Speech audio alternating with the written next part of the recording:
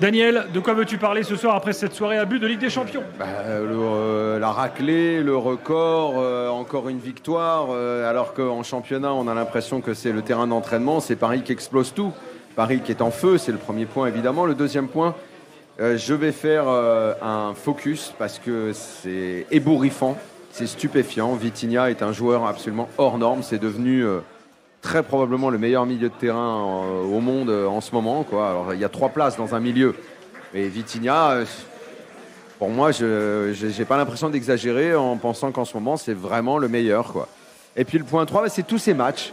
J'avoue que je suis un peu abasourdi par ces scores, par ces résultats, par ces écarts. Je ne sais pas réellement quoi en penser. Ça me surprend et je ne sais pas si ça a une signification. Voilà. Manu, tes 3 points. Alors moi, c'est après 3 journées, le PSG est leader. Tout le contraire de l'année dernière.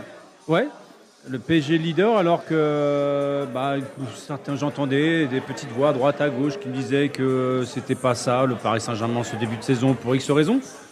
Ils ont certainement leur raison, mais sauf que là, encore une fois, lorsque le PSG doit mettre son bleu de chauffe, on retrouve les ingrédients de la saison dernière, sur les 6 derniers mois. Et moi, ce que j'aime encore par-dessus tout, et on l'a vu en maintes reprises ces derniers temps, c'est que tu as beau changer certains joueurs, tu vois pas de différence en fait. Tu as l'impression que tout le monde a intégré ce qu'attendent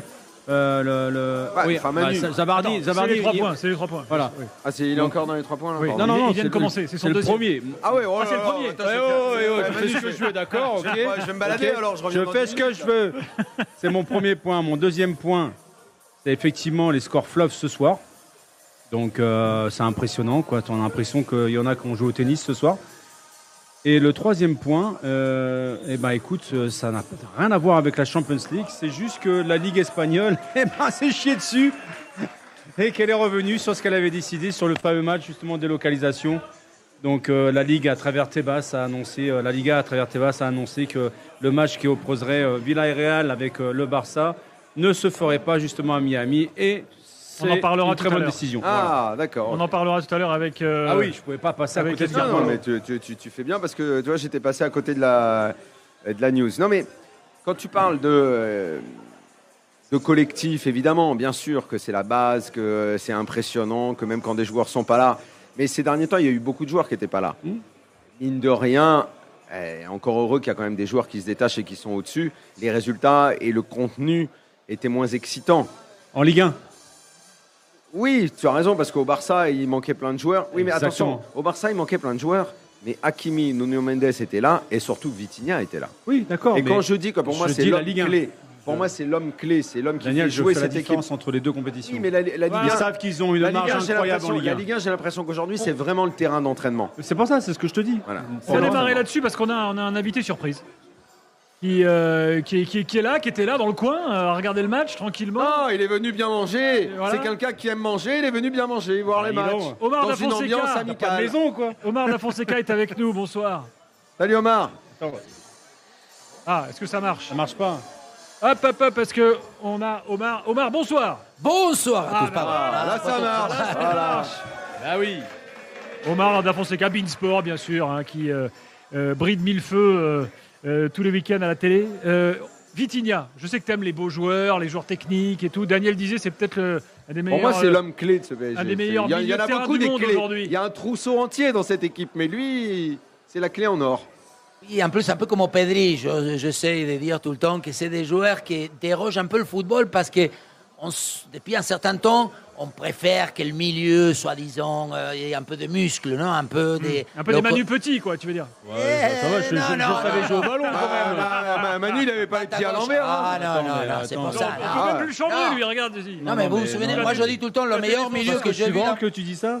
Non, mais tu te souviens de Yaya Touré? Moi, je me souviens. Bien sûr. Voilà, lui, Magnifique pour moi, joueur. c'était. C'était un de mes joueurs préférés. Ah, voilà, moi, pareil. joueur. Moi, je dis, comme au milieu, allez, il avait. Ah, tu veux dire que c'est pas parce qu'on est grand en costaud qu'on n'a pas les pieds. Et c'est parce que t'es Non, blond oui, et mais yeux bleus sauf que que t'es allemand. Tu vois. Oui, parce que maintenant. non, mais maintenant, on a un critère dans C'est la vrai, c'est vrai. sélection des pays européens beaucoup plus.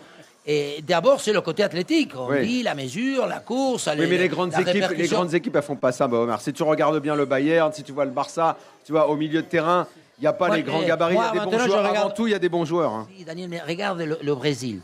Le Brésil, maintenant, tu regardes, ça fait pitié. Tu Ah, dis, mais le Brésil, mais le Brésil, je justement, suis d'accord avec le, toi. Le côté Ils ont abandonné méthodologie, le l'ADN. côté académie est revenu au Brésil. Tu te comptes, au Brésil, j'étais il y a 3 semaines, je suis allé voir l'entraînement. L'entraîneur, il lui dit, lâche la balle. Ah, mais je n'avais jamais entendu un entraîneur brésilien qui lui dise, c'est comme si tu lui dis, je sais pas, à Ronaldinho, à Neymar, à Robinho, lâche la balle. Ça, c'est un proverbe, une phrase hors des questions en Amérique du Sud. Et chez nous, surtout, t'imagines.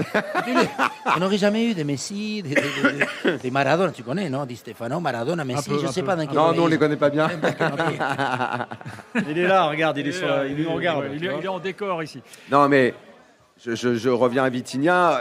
Dans ce milieu où on a eu la consécration avec ce trio, Fabian Ruiz, João Neves, Vitinha, il y en a 2 qui ne sont pas là. Et en plus, ça fait un petit moment maintenant qu'ils ne sont plus réunis tous les 3. D'ailleurs, je me demande ce que ça va donner quand ils vont revenir tous les 3. Parce que là, déjà comme ça, en Ligue des Champions, ils sont à 3 victoires, un record de buts, une raclée, même si c'est que le Bayern. Et le Bayern, c'est quand même pas une équipe de Ouais, mais bon, il faut pied gagner quand même. 7-2 Quoi, à mais l'extérieur. 7-2 à l'extérieur, c'est monumental, 7-2 à Exactement. l'extérieur. Et tu n'as que Vitinha dans le trio habituel. Moi, ce joueur, il est dans ses passes, même dans les duels qu'il gagne. On parlait de muscles et tout, mais même ça, il le fait.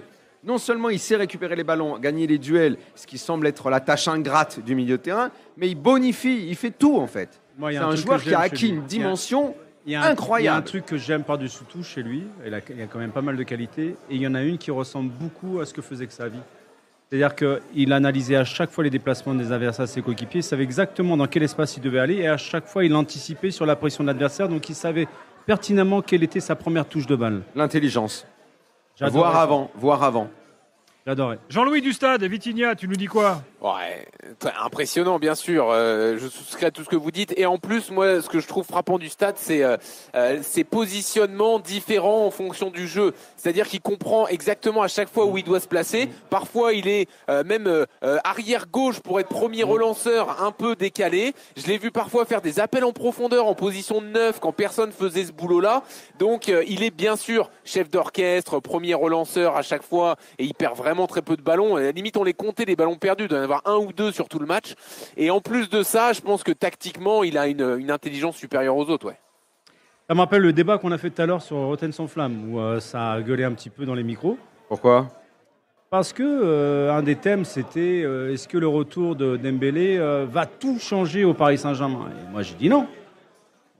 Ça n'enlève pas l'immense saison qu'a fait Dembélé, qui a été concrétisée avec son Ballon d'Or. Mais quand je regarde cet effectif, il y a 3-4 joueurs minimum qui auraient pu prétendre avoir un Ballon d'Or aussi en fin de saison. Et quand je vois le collectif, comment il est sublimé grâce à leurs individualités, derrière, j'ai dit, les mots ont un sens quand même. Donc Jérôme, si tu nous écoutes, excuse-moi d'en rajouter une couche, mais encore une fois, je suis toujours pas d'accord avec toi. Il pensait que Dembélé changerait tout. Ouais. Pour moi, le moteur de l'équipe, c'est le milieu. Le turbo, C'est ce que j'ai dit. Ils m'ont dit mais non, Pour moi, le moteur et l'attaquant, il met le turbo. C'est l'option supplémentaire. Oui, mais autant, ok, on peut dire toujours la construction, la fabrication en Argentine, on dit le tissage des actions, mais à un moment donné... Il faut marquer les buts. Et ça. Et le mec qui fait la diff, les mecs qui ont l'étiquette buteur, des fois, on minimise le côté responsabilité, garantie du buteur. Le buteur, il sort sur le terrain et il faut qu'il marque. Et aujourd'hui, tu as Dembélé, tu as Désiré Doué. Moi, je trouve que des points de vue visuels, c'est un Moi, je joueur trouve que c'est surtout l'équipe qui je va suis mettre d'accord, mais les mecs devant, ils ont une qualité pour Omar, finaliser. Tu as en mémoire, je ne sais pas si on a le temps d'y réfléchir comme ça, mais une équipe qui a brillé et qui n'a pas eu un très grand milieu de terrain, qui n'a pas eu au minimum au milieu de terrain, si ce n'est les joueurs de construction, alors, dans la version la plus basse de mon raisonnement, c'est les porte-flingues. Par exemple, époque Maradona, au minimum. Argentine 86. Au minimum, Ouais, voilà.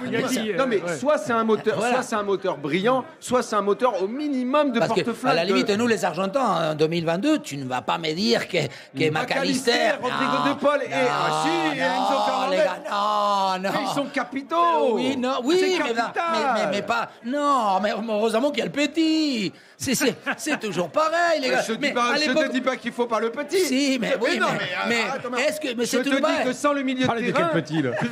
sans le moteur, il n'y a pas l'essence pour le mec devant. Oui, mais l'essence, c'est. Pour moi, le milieu, là c'est plus important que derrière. Mais non. Ah, si, L'artiste, il est devant. Mais il trempe le pinceau dans le pot de peinture, c'est le milieu de terrain. Si, non, mais finaliser, le buteur. Les mecs qui marquent des buts, le côté émotionnel. Je dis tout le temps, Vitinha, c'est une banque. Tu lui files une balle et le mec, ça y est, il ne la perd jamais. Il n'y a rien qui lui échappe. C'est des joueurs qui ont une espèce de tenues des ballons d'excellence. Or, on ne peut pas nier que tout ce qui est côté gestion émotionnelle pour marquer des buts. Combien de buts il marque Vitinha dans l'année? Combien de fois il tire au but? Pour un milieu de terrain, beaucoup. Non. Quand on parlait de Yaya Touré, il marquait. Yaya Touré, il marquait. C'était pas. Mais là, tu me prends un autre milieu de terrain qui était extraordinaire. Non, mais ok. Si on fait je crois que là, on est d'accord que le côté, encore une fois, production des jeux, c'est quand même mieux lorsqu'il y a la technicité, mais on ne peut pas nier que les attaquants, et aujourd'hui, il n'y a pas d'hasard d'avoir aussi il t'a pas le buteur, t'as le buteur-joueur. Parce que je nie Doué, pas ça. Dembélé, c'est des joueurs extrêmement forts. Je forts. dis pas ça. Je dis juste qu'il n'y a pas de grande équipe sans grand milieu de terrain. Mais non, mais c'est là où je suis pas d'accord avec toi, Omar. Et j'en reviens d'ailleurs au collectif. Pour moi, c'est le collectif qui sublime à chaque fois. Pourquoi? La preuve, tu as Vitinha qui marque, tu as Mendes qui marque, tu as le défenseur central qui marque. Tout le monde marque dans cette équipe. Alors vous vous focalisez sur les attaquants à juste titre, parce que sur des gros matchs, des fois les attaquants ont besoin de faire la différence. Mais cette équipe, Hakimi, regarde ce qu'il a fait l'année dernière. Il a marqué quasiment à tous les matchs, quart de finale, finale, demi-finale, il a marqué partout. Je veux dire, tous ces joueurs peuvent marquer à tout moment. Alors vous vous focalisez sur les attaquants, il n'y a pas de souci, parce que dans le football, ce qui est le plus dur, c'est de marquer des buts. Mais dans cette équipe, bientôt le gardien, il pourra même marquer, tu vois, tellement il joue bien. Non, Ensuite, on revient sur le match. Moi, je pense qu'il n'y a pas de grande équipe sans grand milieu de terrain et tu n'as pas de grande équipe sans un mec devant qui, au minimum, et ça, c'était le grand débat qu'on avait quand Luis Enrique nous avait vendu le 4x10, hein, tu n'as pas de grande équipe sans un mec qui met au moins 25 ou 30 buts dans une année. Il faut toujours un mec à part, quand même, qui est capable de t'en enfiler des wagons. Maintenant qu'on a parlé de Vitinha, revenons quand même sur le match, sur le score, parce que là, le PSG envoie encore un message à l'Europe, là, les gars. C'est pas un message. Là, jamais le PSG n'avait marqué les WhatsApp, 7 buts. les SMS, voilà. C'est tout, là. Et pourtant, ils ont joué à 10 contre 12 la première demi-heure, quand même. 10 contre 12. Ouais. Pourquoi? Bardi, il a tout fait pour jouer avec l'équipe adverse. Non, mais tu as eu, pour se souvenir de 2-3 choses comme ça, il y a eu un 7-2, c'est le Rosenborg de 2001. C'était à Paris, ça mais c'était au Parc des Princes. Oui, à Paris. À Leverkusen, Paris avait mis une tôle en 2014, je crois, mais c'était 4-0. C'était déjà un sacré match. Jean-Louis a toutes les stats. C'était un sacré match. Non, c'est ça. Mais le 7-2 à l'extérieur, même si c'est une équipe, on peut même considérer que c'est tout ce que tu veux, une équipe de rien, mais c'est rarissime de mettre des raclés pareils. Alors Jean-Louis, du stade, là, pas fréquent. est-ce que tu as assisté à une démonstration comme rarement t'en as vu? Oui, bah oui. Non, c'est Jean-Louis franchement, la première mi-temps, il s'est passé tellement de trucs, c'était assez impressionnant. Bizarre, ouais. mais plus dans le sens où ça part dans tous les sens jusqu'à ce que Désiré Doué décide du match et décide d'enfiler les buts. Alors, moi j'entends tout ce que vous dites, bien sûr, hein, ce que tu dis, Daniel, sur le milieu de terrain, mais je pense quand même qu'avec ce système de Luis Enrique, il n'y a pas que 3 milieux de terrain en fait. En fait, tout le monde est milieu de terrain presque dans cette équipe, vu que tout le monde participe à ce point au jeu. Et je pense qu'il faut ajouter dans la réflexion Mendes, Hakimi, le numéro 9 qui... Mendes et Hakimi, joue, je te les ajoute. milieu de terrain Vitinha, aussi. moi je maintiens qu'il y a des joueurs qui sont absolument essentiels si tu veux faire un back-to-back. L'idée du collectif où tu peux remplacer les joueurs et tout, non, ça c'est pas vrai. Ça c'est pas vrai. Il y a des mecs qui sont au-dessus. Hakimi, Mendes, c'est au-dessus. En fait, c'est simple, c'est un peu comme si tu faisais le jeu de raye le nom des joueurs et qui tu gardes le plus. Bah, moi, je te dis qu'aujourd'hui, Hakimi, Mendes, je les mets top 5 des joueurs que je veux qui se blessent le moins possible. Vitinha, il vient très vite dans ma liste. Doué, j'ai envie de l'avoir aussi sans blessure. Et sur une liste comme ça inversée de joueurs dont je peux me passer. Mais pas Dembélé en haut de ton classement? Oui, il sera dans mon top 5, bien sûr, j'ai envie qu'il soit là. Mais je ne sais pas pourquoi. Peut-être c'est con ce que je veux dire, mais autant je suis sûr que Hakimi, Mendes, Vitinha, João Neves, ils vont refaire. Faut citer Pacho aussi, Daniel. Ils vont refaire une année comme l'année dernière. Dembélé, j'ai toujours, je sais pas pourquoi, peut-être je me trompe, toujours un petit doute. C'est peut-être bête, hein, parce que je sais pas. Je me dis, il a tellement été fort, est-ce qu'il va pouvoir reproduire? Alors que les autres, je suis sûr, ils vont produire parce que vraiment, je les trouve. Il a marqué dès son. C'est vrai, non, mais attends, je dis, peut-être je me trompe, hein, mais Vitinha, mais dans ma liste, les deux latéraux, Vitinha, Neves, Pacho, aujourd'hui, Pacho. Moi, je reste persuadé que tant qu'ils garderont le même plaisir à jouer ensemble de cette manière-là, ils arriveront toujours à être performants. Tu sens que c'est pas achevé leur histoire, même s'ils ont gagné la Coupe d'Europe ensemble. Tu as l'impression qu'ils ont encore une marche incroyable de progression ensemble et qu'ils prennent un kiff incroyable. C'est le plus dur en fait quand tu es joueur de football, c'est d'arriver sur le terrain, te dire là on va s'éclater encore aujourd'hui. Parce qu'on sait comment on joue, on a des certitudes dans notre jeu et on sait qu'il n'y a personne qui sera défaillant à ce niveau-là. On écoute Ousmane Dembélé, c'était il y a quelques instants sur Canal. Oh, très bien, je suis un peu rentré sur la pointe des pieds. Quand tu reviens de blessure, t'es pas encore à 100%, mais bon, là j'ai voulu déjà rentrer face à Strasbourg, mais le coach m'a dit d'attendre un peu. Et puis voilà, je me suis très bien senti dans ce match-là, pardon. Et puis voilà, j'ai vu l'occasion qui est arrivée, un bon ballon de Bradley, et puis j'ai plus qu'à la mettre au fond. Et voilà, je me sens bien. Petit à petit, je retrouve mes sensations. Voilà, il a eu raison d'attendre contre Strasbourg, c'est mieux. On est là avec Jean-Louis Tour également, qui est au stade à Leverkusen, qui nous fait partager son expérience, comme toujours, au stade. C'est intéressant. On va avoir l'évaluation tout à l'heure, mais il y a une question moi, que j'ai envie de vous poser, les gars. En fait, c'est qu'est-ce qui peut leur arriver aux Parisiens ? Quel peut être le grain de sable qui peut gripper aujourd'hui une machine qui semble lancer en fait, tu as l'impression que tout va bien, même quand ils jouent avec l'équipe, la Youth League, en championnat, ils ne perdent pas. Qu'est-ce qui peut leur arriver ? Écoute, je cherche à chaque fois à essayer de comprendre quelles sont les autres équipes en Europe qui peuvent hisser leur niveau à ce niveau-là. Là, tu as Arsenal et l'Inter, par exemple, qui sont à égalité avec le PSG. Le prochain match contre Bayern, c'est intéressant. Il y a 3 semaines, on a vu qu'avec une équipe B, ils sont allés gagner à Barcelone. Le Bayern me fait forte impression. Omar, tu faisais allusion peut-être à la finale du Mondial des clubs. Si une équipe sur un match arrive lui rentrer dans la tronche comme ils ont fait, mais pas maintenant en tout cas. Si ça vient, c'est après.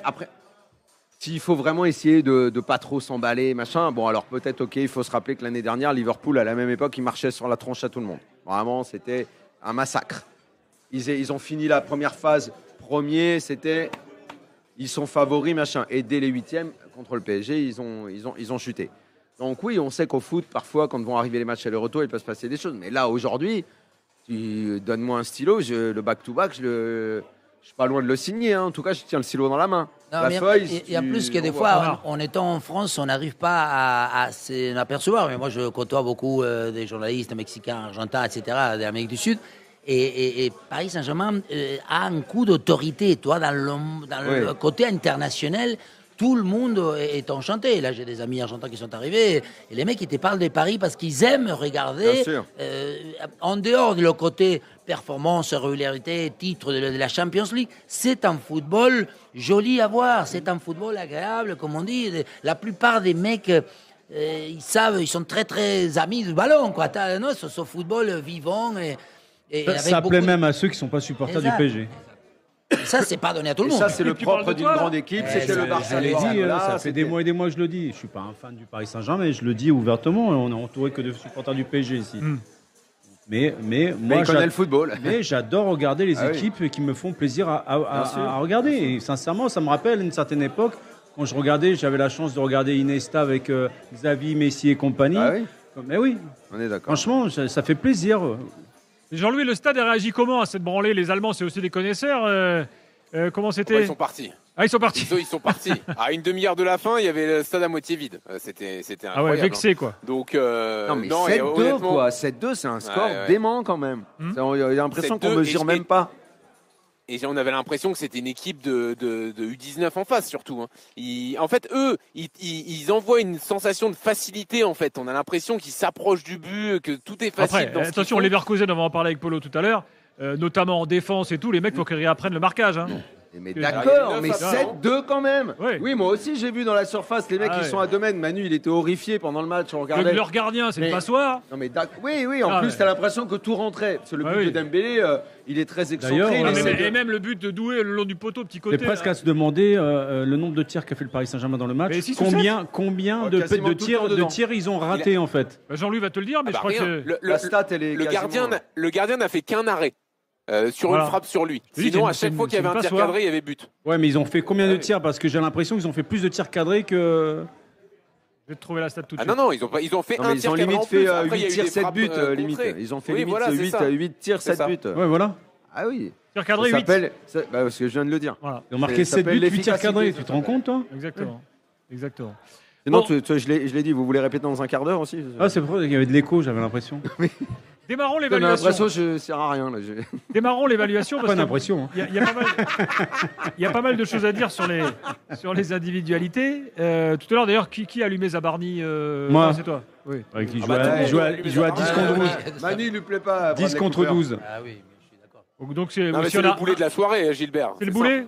Vas-y, Jean-Louis. Ah bah oui. Ah oui, c'est Bah, le il boulet. coûte 2 pénaltys déjà à son équipe et pour le coup, c'est lui qui se met en difficulté tout seul. Je veux dire, il n'y a pas grand-chose à faire et en plus, il doit même pas. Je vais dire même sur le deuxième pénalty, il doit limite laisser marquer, sachant qu'il a déjà un carton jaune et il met l'équipe en difficulté en prenant le rouge en plus. Donc déjà dans ses interventions, c'est pas exceptionnel et en plus, il a manqué de lucidité. Bon, donc boulet. Boulet Alors, Zabarni. le problème, c'est que jusque-là, on l'avait pas vu extraordinaire. Et Ouais. on va dire que Il les n'y a qu'à excuses. Marseille où il fait un bon match. Ouais, voilà. Les C'est ce que j'allais excuses dire. qu'on lui trouvait, c'est que quand il est associé à un bon, il se bonifie. On a dit ça quand il était avec Pacho ou Marquinhos. Et que quand il était avec Beraldo, il baissait. Le problème, c'est que ce soir, ça contredit un peu cette théorie. Et là, on est un peu inquiet. Mais bon, a priori, il est là pour être le remplaçant. Une fois que tout le monde est sur pied, Marquinhos, Pacho, ça reprend la défense. Et Zabarni, il joue le championnat contre tes amis strasbourgeois. Bah, ça, tu Et il poses se fait manger de la tête par la par question que tu Panicelli. posais tout à l'heure. Ouais. En défense centrale aujourd'hui, quelles sont les options? Il y a Hernandez qui peut jouer aussi en défense centrale. Tu as Ouais. Pacho, tu Alors, as Marquinhos, évidemment, qui est pas Marquinhos. Beraldo. là. Beraldo. Ouais, Beraldo, Non, non, ouais. oui, mais Beraldo. Non, parce que je me suis dit, oui, il y a quand même des options. Ouais. Je me suis dit, ouais, ça peut être un problème si tu avances dans les mois à venir contre des adversaires plus importants, de qualité beaucoup plus élevée. Si jamais tu as des manquements dans la défense centrale, ça peut être préjudiciable. Non, mais surtout pourvu que Pacho il reste et il garde. Parce qu'aujourd'hui, le solide, c'est. Ah bah oui. Ah, c'est taulier dans l'évaluation, hein, Pacho, 100%. Omar, s'il y a. C'est quoi l'histoire du truc à la main, là? Quelle main? Parce que Pacho, il a une espèce de bandage et Zabarni, il a le même, mais pas la même main. C'est pour qu'ils se reconnaissent l'axial gauche et l'axial droit. Parce que Zabarni, il a la main droite et l'autre, il a la main gauche. En Vous avez pas général, remarqué ça, c'est parce que les footeux, ils ont des bracelets comme à Manu, là, un peu talisman, qu'ils veulent pas enlever, donc ils mettent au-dessus un coup de strap. Tu ne connais pas la fin T'as contre, pas il y le a droit pas de de- jouer avec des bracelets. Je me demande- Ouais, bah, un petit Mais truc justement, discret c'est pour sous ça le qu'il strap, dit ça que se voit tu mets pas. le truc dessus. Ah, donc ils sont superstitieux, ils jouent avec. Hein. Voilà. Ouais, je peux comprendre. Souvent, c'est ça. Omar, t'es coach du PSG, tu mets qui en premier sur le terrain? Quel est ton top 3 et tu te dis, moi, les mecs que je veux en premier, c'est lui, lui et lui? Et Pacho, défensivement. Ah, je pensais que tu allais me sortir un offensif. Oui, non, mais évidemment, moi, je vais me faire engueuler. Mais après, pour moi, aujourd'hui, les mecs pour lesquels je paye très cher, Dembélé et Doué. Doué, c'est vraiment, je suis dans une espèce de Amoureux. sublimation, oui. Ouais, moi, je suis les d'accord. prises de balles, il fait des contrôles. Oui, un il peu, dégage espèce- une confiance. Et ça- c'est- Non, mais Une un peu facilité, une hein. maîtrise avec non, les Le prises corps, de le balles, corps, un quand il bouge mensonge le du corps, corps. etc. Non, non. Je reprends l'expression de quelqu'un, il fait l'amour avec le ballon. Ah, je sais pas qui a dit ça. J'ai pas dit tout à fait ça, mais ça C'est va. pas exactement l'amour avec le ballon. Mais elle Il passe lui a en fait passant. l'amour, voilà. Son expression, c'est pas ça, mais on n'est pas loin. Allez, on va l'accepter. hein. Ouais, on n'est pas très loin en fait. Bon, Doué, homme du match, Jean-Louis? Ouais, oui, parce que Ah c'est non, moi, lui je qui mets met les buts Vitinha. au moment important. Mais oui, en homme du match, si tu veux, parce qu'il est décisif, il met les 2 buts à un moment clé du match. À Et qui en ils l'ont plus de donné, ça, il fait d'ailleurs, le vrai expulser.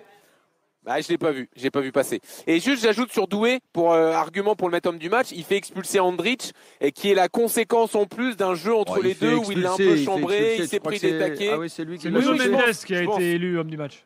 Ah ouais Bah ouais. Et No Mendes Pourquoi Oui, par Ah, par l'UEFA. il gros marque. match quand même. Non, mais Gros match de évidemment, Nuno il est Mendes, toujours mais- excellent, mais Ah, peut-être que le panel des gens qui ont voté, c'est les défenseurs. Je sais pas. Tu sais, c'est les Il kiffe- spécialistes. il kiffe les arrières gauches, Peut-être. ceux qui ont voté. Ah voilà, peut-être. Hendrix, comment il s'appelle celui qui s'est fait expulser là? Andrich. Mais il est teubé, le gars. Oui, il est débile. Un Il fait, teubé. d'aller lui mettre le coup comme ça, c'est stupide. Ça, Non, c'est- sérieusement. Mais en fait, c'est arrivé après 2 actions où Doué le chambre un peu, lui met un petit pont, et derrière, il lui met 2 tampons assez appuyés. Et donc, on s'est dit, pendant le match, on va surveiller ce duel. Et je pense que l'autre, il s'est dit, je vais aller lui remettre un coup sur une action anodine, mais il n'a pas vu que le ballon, il était à 3 mètres. Quoi. Alors attention, dossier spécial. Je demande à Daniel de ne pas s'exprimer tout de suite. Ça va être compliqué. Hein. Manu, le match de Barcola. Je l'ai trouvé un petit peu en retrait de ses collègues, un petit peu moins en vue. Je suis pas d'accord, moi. Par intermittence, il a existé, mais quand je vois Doué, à chaque fois qu'il prenait le ballon, on a l'impression que la lumière s'allumait en fait. Il y avait quelque chose qui se passait sur le terrain, à la fois dans ses prises de balle, mais également avec le mouvement de ses partenaires autour de lui. Si on juge par rapport à Doué, oui, Barcola apporte moins. Mais si on juge Barcola par rapport à ses matchs précédents, là, je trouve qu'il fait un meilleur match. Il se passe plus de trucs sur les appuis, sur les démarrages. Il a beaucoup plus couru, il a beaucoup plus été dans le collectif que sur les matchs précédents. Il souffre quand même de la comparaison avec Kvaratskhelia, avec Doué. Alors, tout va bien. Voilà. Oui, Parce que Kvaratskhelia et Doué, quand ils prennent le ballon, ils font des différences. Barcola, il n'en a pas fait énormément ce soir. J'aimerais l'avis de Omar. Oui, moins que les autres. Ouais. Et Barcola, je crois qu'il a besoin plus de l'espace. Il a besoin de rentrer dans son enjambé, comme on dit. Alors que parce qu'il y a des Doué, Dembélé. Dans des petits espaces, ils sont là, les mecs. Le côté périmètre, comme on dit, ils deviennent même. Plus l'espace est petit, plus grand ils viennent, ces joueurs-là, parce qu'ils savent. Alors que Barcola, il faut qu'il pousse un peu. Sa relation amicale avec le ballon, elle est moins évidente. Moins fidèle. Il est pote, mais de temps en temps, ils se font la gueule un peu. De temps en temps, ils sont un peu... Mais il percute, et je trouve que quelque part, il défie, il aime, parce que des fois, il est moins bien, mais il le tente. Le mérite à la tentative, il est bon, et Jean-Louis a raison, ce soir, il est bien. Et Gvara, on a parlé de Gvara. Tolier et Gvara. Moi, j'adore. Oui. J'adore. Le garçon, franchement. Et c'est Il là a joué où de quel côté, Jean-Louis? Sur la première mi-temps, il a commencé à droite. Il fait la première moitié de la mi-temps à droite et la deuxième à gauche. Et c'est à gauche, bien sûr, qu'il est bien meilleur. Regarde son but, voilà. Sans déconner. Il essaye une frappe, le ballon, je sais pas, il fait un petit peu billard, et l'autre, je sais pas ce qu'il fait, l'Allemand, il dégage sur lui, il veut dégager, mais en fait, il lui fait une passe décisive, il se pose pas de questions. C'est spontané, c'est instantané. Et s'il n'est pas technique, ça part exactement. Une frappe comme ça. Exactement. Il prend la bonne surface du pied, il sait exactement où il faut la mettre, hors de portée du gardien. Il a aussi plus les deux facettes, on parlait des doués. J'adore. Lui, il est un peu plus guerrier. Il a le visage et ses mâchoires, ils sont plus serrés, non? On dirait qu'il est plus méchant. Il y a un vrai truc, c'est que lui, en revanche, le côté polyvalence, il a du mal. Lui, il doit vraiment être de son côté. C'est son côté, c'est là où il est excellent. L'autre, il peut être bien, mais c'est vraiment à gauche son truc. Ouais, mais c'est ça aussi la force du Paris Saint-Germain, c'est qu'il y a beaucoup de joueurs interchangeables dans cet effectif. Lui, en l'occurrence, il faut vraiment qu'il soit là pour être excellent. C'est en haut à gauche sa place. Le match de Zahir Emery, Jean-Louis? Pas mal, encore. Moi, je trouve que ça fait 2 matchs de suite qu'il réussit. Contre Strasbourg, il est bon. Et là, au moins dans son registre, alors, on a accepté depuis le début de saison qu'il était en dessous des 3 milieux titulaires dans la capacité technique, etc. Mais au moins, là, il fait ses matchs. Il a sa débauche d'énergie. Il couvre beaucoup de terrain. Et il est utile à l'équipe. Et je le trouve mieux qu'en début de saison. Bon, vous êtes d'accord, les gars? Bah oui, surtout qu'il joue dans son poste. Là. Il n'est pas arrière droit, là. On a fait il fallait un mot de Mayoulou quand même, il s'impose ce petit là quand on il en rate une grosse en première période, il me semble, Mayoulou. Oui, effectivement. Quand il y a un 0, je crois. Justement, c'est là où il doit progresser parce que quand on faisait le constat que sur 8 tirs, il marque 7 fois. Doué, que ça soit Doué, Kvaratskhelia, tous ces garçons, dès qu'ils sont dans la surface de réparation, ça part pas sur les côtés, hein. C'est toujours cadré. Donc lui, il était quand même proche du but. C'est là où il doit se faire violence également. Il doit franchir une étape, en fait. Il doit être beaucoup plus décisif dans les occasions qu'il aura à chaque fois dans la surface. Bon, on a fait le tour. Je crois qu'on a cité tout le monde. On n'a pas cité Lucas Chevalier. Bon, sur le deuxième but allemand, il peut pas faire grand-chose. Sur la frappe en lucarne, il y a peut-être des gens qui vont dire qu'il doit la sortir. Ou qui vont dire que Donnarumma l'aurait sorti. Je sais pas. Moi, depuis 2 semaines, à chaque fois qu'il prend un but, il est coupable. Il a pris un missile, là. Ouais. Là, il peut rien.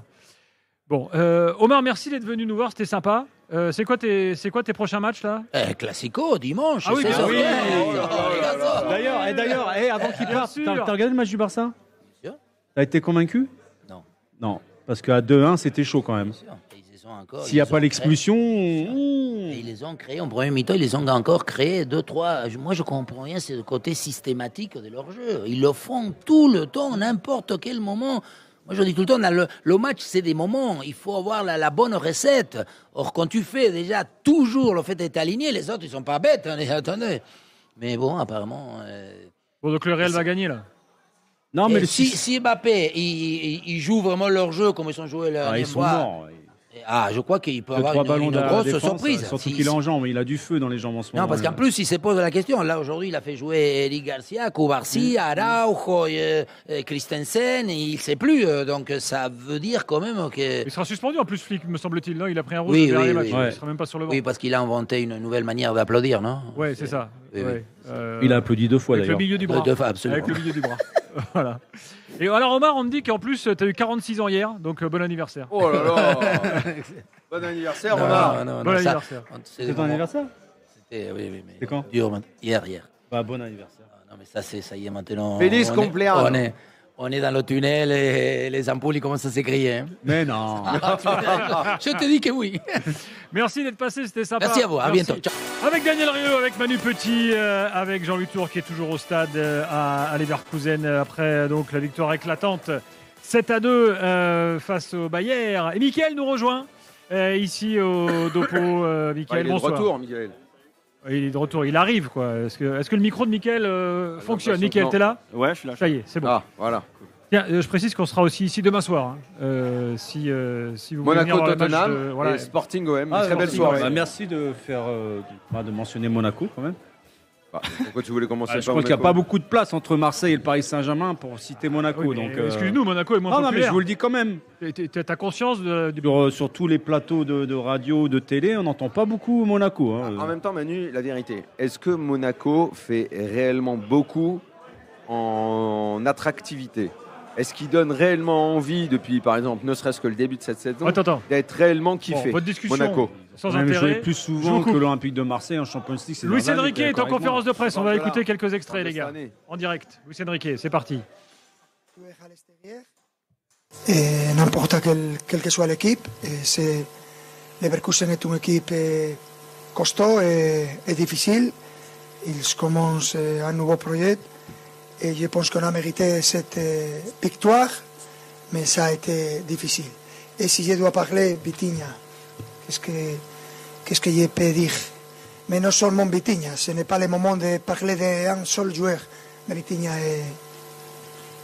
est incroyable, il contrôle le match avec le ballon, que pour nous c'est le moment plus important du match. Et il contrôle tout le temps ce que nous devons faire. Et il a de la qualité offensive, défensive, de la personnalité. C'est un joueur incroyable. Je pense que beaucoup, je ne sais pas,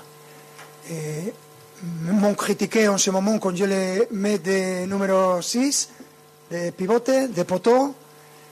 Rien. Vitinha peut jouer quelle que soit la position parce qu'il a beaucoup de qualité.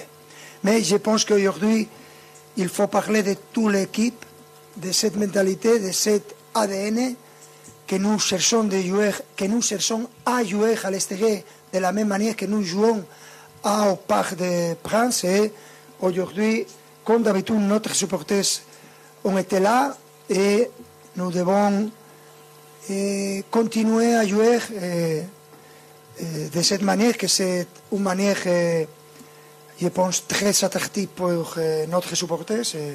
On est content.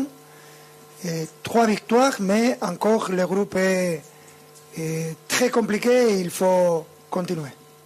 Voilà pour Luis Enrique. Luis Réponse Enrique est longue, hein. totalement en phase avec moi, donc. Allez donc. Il a commencé par parler de Vitinha. Il dit Non, parce qu'on qu'on lui a croyait... posé la question. C'est Ouais, voilà. pour ça qu'il a enchaîné sur Ouais, il Vitinha. a dit à quel point. Par il contre, je sais l'avait pas trouvé quand extraordinaire. est-ce qu'il a eu des critiques sur Vitinha. Non, c'est pas ça qu'il a dit. En fait, il fait référence, comme d'habitude, à moi, parce qu'il parle que de moi, sur le fait qu'il joue devant la défense. Et que moi, j'avais dit que je préférais qu'il joue 8.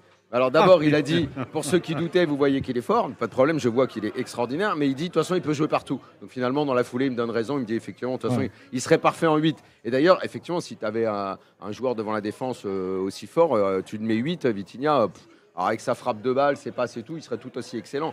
Mais assurément, devant la défense, il est fantastique. Mais de toute façon, il bouge beaucoup, les 3 milieux au PSG, ça bouge beaucoup. Tu confirmes, il parlait de Daniel. C'est pas. Non mais Vitinha, il n'est pas comme à l'époque. Il n'est pas comme à l'époque, par exemple, Pirlo. Où Pirlo ne bougeait pas. Il était devant, que ce soit avec Milan ou avec l'Italie. Et Dieu sait que c'était un joueur absolument fabuleux. Il était vraiment C'est ce que je disais tout à devant l'heure. la défense. Interchangeable. Il était meneur, reculé, il distribuait. Il était là, il avait les gars à côté qui lui débrousaillaient souvent un peu le terrain. Et les récupérations, il lui donnait et il orientait. C'est Là, ce qui fait la force. Au PSG, ils sont tous. Et au Barça, il y avait un mec devant, c'était Busquets. Mais vraiment, c'était fixe. Là, au PSG, moi, quand on me dit Vitinha, il est devant la défense, Jean-Louis, il est encore là parce que Jean-Louis, il l'a bien noté. En fait, il est sans arrêt en train plutôt de monter un peu côté gauche et ça tourne. Il y a tellement de mouvements dans l'équipe qu'on peut pas dire qu'il est vraiment pile devant la défense. Il bouge beaucoup, les mecs. Non, ça je suis d'accord. Mais en tout cas, c'est lui qui gère en termes de cerveau. C'est le cerveau principal, ça c'est sûr. Mais par contre, il n'est pas fixe devant la défense. Je suis d'accord. Par contre, moi j'ai une question sur la réponse de Luis Enrique. Quel crédit on accorde à une réponse qui commence par Leverkusen, c'était une équipe solide et costaud. Et on a eu du mal, il a dit. Ouais, mais ça c'est normal qu'il dise ça. Il va pas dire on a joué des bras cassés, quoi. Ouais, on va dire qu'il est fair play. Bon. On va dire qu'il est fair play. Bon, Mickaël, supporter du PSG. Ouais, depuis tout petit. Bon, en ce moment, ça fait quoi les supporters du l'extase. PSG là? C'est l'extase, c'est le. Honnêtement, j'étais en train d'en parler avec quelqu'un en bas. Je reviens toujours pas, quoi. Je me remets à peine de la finale de la Ligue des Champions. C'est incompréhensible. Moi, je me souviens, parce que tu parlais tout à l'heure des gros scores qu'on a mis. On avait mis 7-1 au Celtic, époque Cavani, Mbappé, Neymar. Mais Ouais, c'est vrai. non, c'était là-bas, je crois. Non, c'était Parc des Princes. Alors on a peut-être mis 6, un gros score là-bas aussi, je me souviens. Mais ça donnait pas du tout l'impression de ce soir. Enfin, là, c'est 7-2 et on limite en marchant, quoi. Genre, c'est incroyable. Et alors Et au moins, quand tu passes une soirée avec des amis, que tu manges et tout, c'est tellement tranquille et agréable. Tu peux manger tranquille, discuter. Mais en plus, regarder, tu peux faire plein de choses. C'était un 5-0 là-bas à Glasgow. Pas pris par le suspense. Ah, 5-0, ouais. Là, je tiens juste à faire une dédicace au manager en bas, parce que je sais pas si vous avez suivi, mais il y a eu un bug à un moment entre donc la télé de là-bas, elle a bugué. Et donc du coup, elle était en décalage avec les télés de là. Et il a réussi en fait à synchroniser les deux. Il avait mis un timer sur son téléphone. Enfin bref, faut le féliciter parce que donc du coup la salle, on était en retard sur dehors. Donc on vivait pas le même match qu'eux, quoi. Nous quand il y avait, on était à 2-1, il y avait 4-1 en direct. En fait. C'était assez marrant. Mais bravo Ludo. Il a fait tout ce qu'il pouvait, quoi. Il pouvait pas faire mieux. Exactement. Bon, on a fait l'évaluation. Quel est le joueur, toi, dont tu veux parler? Ouais, franchement, moi, tu demandais tout à l'heure les 3 joueurs, c'est Vitinha et les 2 latéraux. Enfin, c'est incroyable. Hein. Je sais pas, il y a vraiment pas de mots pour les décrire les 3. Après, j'ai l'impression que n'importe qui peut jouer, quoi. Devant, on a vu à Barcelone, tu peux mettre n'importe qui et ça va tourner. Mais en fait, il y a un truc qu'on n'a pas dit tout à l'heure, mais je sais pas ce que vous en pensez. Les 2 latéraux, le problème, c'est que leurs remplaçants, tu as l'impression que tu as quand même un gap en dessous, alors que devant, ils sont plus interchangeables. Tu descends de 2 étages avec en dessous des 2 latéraux. Bah, et le pauvre Lucas Hernandez, d'ailleurs, Lucas Hernandez, tu descs à la cave. Il est ringardisé en fait. Quand même. Par rapport à Nuno Mendes, mais il est il est 5e étage, l'autre il est cave. Bah quoi, rez-de-chaussée je sais pas, Manu. Il est choqué. Non, mais non. Voilà. Alors j'exagère, quel étage alors? Si Nuno Mendes il est au 5e, le Hernandez il est à quel étage? Rez-de-chaussée. J'accepterai tout ce que tu diras. Vas-y. Je respecte pas, je dis rien. Dis-moi. Ah, mais il a quand même des qualités, Hernandez. À quel étage? Un banquignol. C'est à quel étage? Mais tu le mets à quel étage déjà, Nuno Mendes? Au 5e Je le mets au étage? 5e. C'est un immeuble de 5 étages. Il est au 5e. À quel étage je le mets au premier. Ah. C'est pas loin de la cave. Hein. Voilà, non, mais la cave, t'as quand même encore 2 étages à descendre. Encore le rez-de-chaussée et un. Oui, mais pour arriver au 5e, t'en as 3 à monter. Ouais, mais moi déjà, il a un étage. Il est pas au rez-de-chaussée. J'ai dit que je discuterai pas Manu. Je me mets dans sa roue, c'est bon. Voilà. Je prends le premier avec lui. Jean-Louis, est-ce qu'on a tout dit? Est-ce que ton œil. Je pense. Hein. Je pense qu'on a fait le tour là. Bon, très bien. Bonne nuit. Alors, tu vas rentrer à l'hôtel là. Leverkusen, ça va être sympa, non? Tu peux aller manger une saucisse. Oublie pas ton accred. Leverkusen, oui Manu, t'as raison. Tu dors où? À Düsseldorf ou à Leverkusen? À Leverkusen. T'es passé à l'usine prendre un peu les médicaments? Non, le bégon vert, bégon rouge, là non. T'as pas pris ça, c'est pas les médicaments. T'as pas pris l'insecticide? T'as pas pris les médocs? Rien? Ah oui, non, oui, c'est ça l'insecticide. On revient avec des souvenirs quand même quand tu vas à Leverkusen. Ouais, je vais voir ça. Oui. Merci Jean-Louis, bonne soirée, à très vite. Ciao. Polo Breitner est avec nous. Salut Polo. Bonsoir tout le monde. Salut Polo. Salut. Polo, évidemment, j'imagine qu'en Allemagne, on est un peu sous le choc parce que prendre une telle branlée, c'est pas souvent quand même. Pas forcément. On félicite plutôt la qualité de jeu du PSG que celle de Leverkusen. En avant-match avec Manu, on avait parlé un petit peu que moi je voyais pas d'exploit possible ce soir par rapport au niveau actuel de Leverkusen. Donc non, enfin c'est un équarrissage, donc voilà quoi. Le retour des équarrissages de Polo. Si on cherche des choses particulières, tu n'existes pas pendant la rencontre, tu as la chance d'avoir un penalty qui sort de nulle part, tu le rates, puis tu as l'idiot du village, Andrich, qui était sorti une fois de plus et qui se fait expulser. C'est fréquent, Andrich, il est souvent comme ça. Mais Andrich, il se prend tout le temps au minimum un carton jaune par tous les matchs, et puis je pense qu'en ce moment il est un peu en Il est capitaine quand même, le mec. Il est capitaine en plus. Arrête. Ah oui, il est capitaine. Pourquoi Stéphane Effenberg, il n'était pas capitaine. Je vois pas ce que ça a à voir. Effenberg, c'était un bon joueur. Tu vas pas comparer. Non, mais c'est pas ça qu'il dit Polo. Et vous n'êtes pas compris. Polo, il dit c'est pas parce que tu es capitaine que tu dois forcément être lisse. Non, mais non, j'ai compris moi. Oui, il voulait dire tu as le droit d'avoir. Effenberg, il était le recordman de carton jaune en Bundesliga. Donc oui, mais il donnait pas l'impression. Là, Heinrich a vraiment donné l'impression d'être, comme tu l'as dit, un peu bêta. Parce que c'était un super joueur. D'être un peu bêta en faisant cette faute, c'est ça. Il a semblé alors qu'Effenberg avait l'impression qu'il était violent, agressif, mauvais caractère, mais intelligent. C'était une époque où on avait le droit de mettre les crampons, quoi. C'est surtout ça. Oui, on pouvait les mettre plus, oui, c'est vrai. Puis il compensait aussi par la prestation qu'il amenait sur le terrain aussi. Oui, c'était quand même un joueur d'une autre dimension, quand même. Oui, bien sûr. Oui. Bon, t'arrives à en sauver quelques-uns des joueurs à Leverkusen quand même ou Non, c'est dur. Ouais, j'ai bien aimé le gamin de 19 ans, Kofané devant, qui s'arrache à chaque fois. Enfin, c'est difficile. Poku, je l'avais dit avant la rencontre, il regarde ses chaussures pendant 90 minutes. On l'a encore vu ce soir. Donc c'est délicat. Si t'as le beau but d'Alex Garcia, mais c'est globalement, tu veux, moi je suis coach, je peux accepter de prendre une raclée, je peux pas accepter le marquage de Badé sur Pacho pour le premier but ou des choses comme ça. Ça c'est vrai, t'as raison. Tes joueurs qui sont t'as pas le droit. C'est-à-dire tu peux te faire. Tu peux te faire démonter par une équipe en face, et d'ailleurs il faut pas, je pense, pas banaliser la victoire du PSG aujourd'hui, parce que dans les équipes européennes, des équipes qui sont à ce niveau-là, je parle pas de maintenant, mais sur les 20 dernières années, il y en a pas des masses. Oui, c'est vrai. Il y a le Bayern qui a été comme ça pendant un moment, il y a eu le Barça évidemment, peut-être Manchester City pendant. Il faut vraiment que les supporters en profitent, parce qu'on sait quand est-ce que ça commence encore, et on sait jamais quand est-ce que ça finit, quoi. Donc c'est un truc qui est important. Non, mais là il y a 2 classes d'écart ce soir. Si tu veux, moi je préfère qu'ils se prennent une raclée comme ça, les Leverkusen, et que Kasper Hjulmand explique à ces jeunes ce qu'il y a encore à faire et tout le travail, etc. Parce que encore une fois, on a discuté avec Manu avant la rencontre. Le score de Hjulmand, c'est-à-dire le fait d'être invaincu depuis le début de saison, avec des prestations qui étaient très moyennes et qui n'arrivaient pas à contrôler les matchs, etc. durant 90 minutes, font que là, on te montre réellement l'écart qu'il y a entre le PSG et les Leverkusen. Et donc, si tu veux avoir un discours positif, tu te sers de cette rencontre en disant voilà, on doit travailler là. En plus, évidemment, tous les blessés. On doit travailler là-dessus, etc., etc. Donc, tu vois, dans la presse allemande, par exemple, Badé était très valorisé depuis le début de saison parce qu'il était le boss de la défense. Ben moi, je suis désolé, son marquage sur Pacho, t'as pas le droit, quoi. Flecken, le gardien, c'est une passoire, non? Bah moi, je l'aimais déjà pas à Fribourg. J'ai jamais compris pourquoi il est parti en première ligne, mais voilà quoi. C'est Leverkusen qui fait. De toute façon, Leverkusen depuis le départ de Bernd Leno, moi je comprends pas leur stratégie au niveau des gardiens. On a Radecki qui était un gardien très moyen qui est parti. On récupère Flecken qui moi est un gardien d'Europa League. À l'époque où il était à Fribourg, ça suffit largement, mais quand tu montes en gamme, tu vois bien ses limites. Donc voilà quoi. Polo, on te retrouve tout à l'heure pour parler de Dortmund. Oui, tu veux rajouter un truc? Ouais. Vas-y.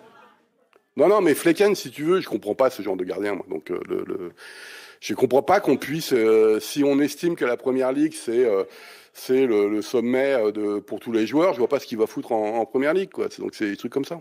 Bon, bah, tu sais, des fois, il y a des bons agents, il y a des mauvais recruteurs, il se passe des choses.